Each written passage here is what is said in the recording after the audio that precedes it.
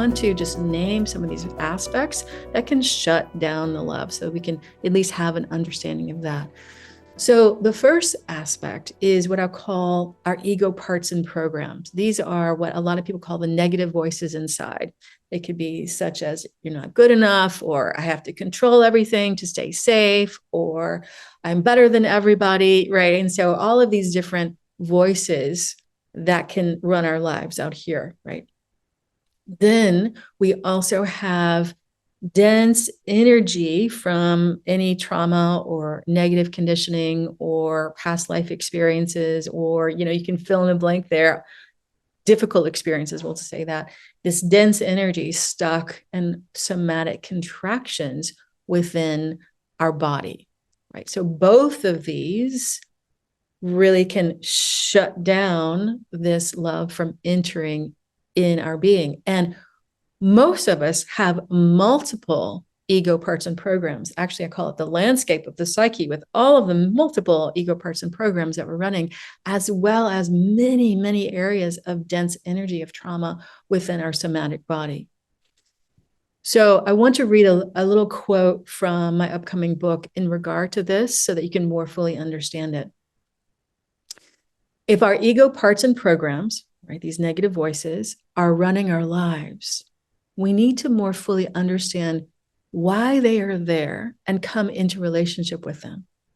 In doing so, we begin to see that these aspects of us are actually reflections of deeper internalized trauma of the same or similar traumas, which are still stuck within our body. These deeper internalized traumas held within our somatic contractions fuel the ego parts and programs they are intertwined with. So an example of this is Russian dolls, right? So Russian dolls are nested within another. So there's smaller dolls, medium-sized dolls, bigger dolls, and the dolls on the outside, right? So let's use this example. And the most dense energy inside of us that our body is still holding on to, which contains the memory of the trauma, the energy of the trauma, any dense beliefs that we created about ourselves or about the experience of the trauma held within our somatic body, is like these really small dolls at the center of this Russian doll. And the parts of the programs, these negative voices, are like the outside of the doll. These are what is actually getting our attention, like, oh, you're not any good. And oh, you need to judge them, or you need to control, or whatever it is, right? This is what is getting our attention. But actually, this inner dense energy is fueling the ego parts and programs, especially whenever we're living through anything that reminds these aspects of us of the trauma that I had walked through in the past. So again, this is a whole unraveling of our psyche and our ego and our somatic body. There's a lot more that I could say about this, but the primary thing that I want to bring in here, and today's focus again, is this really incredible, special, powerful, divine interface of this relationship of the divine love that's flowing through us. Especially we can focus that divine love through our higher self and through the conduit of divinity into and connecting into these parts of ourselves, both the somatic contractions, the ego parts and programs, on the multiple levels that they're working together, right?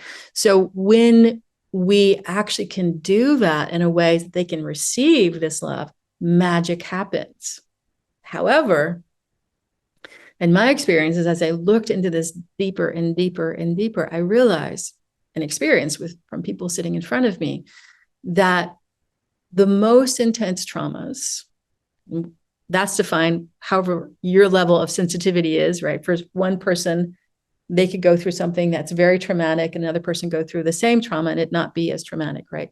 So how we perceive it. So how we perceive the most intense traumas, right?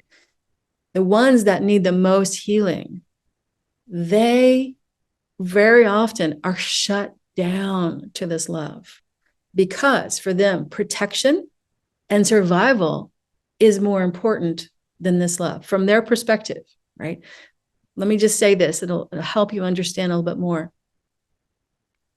When we experience a trauma, say, for instance, we're 5 or 6 years old, we'll say 5 years old, when we're experiencing a trauma as a young child, the ego structure is determining what we're going to do with that trauma at the level of the age of maturity of that child.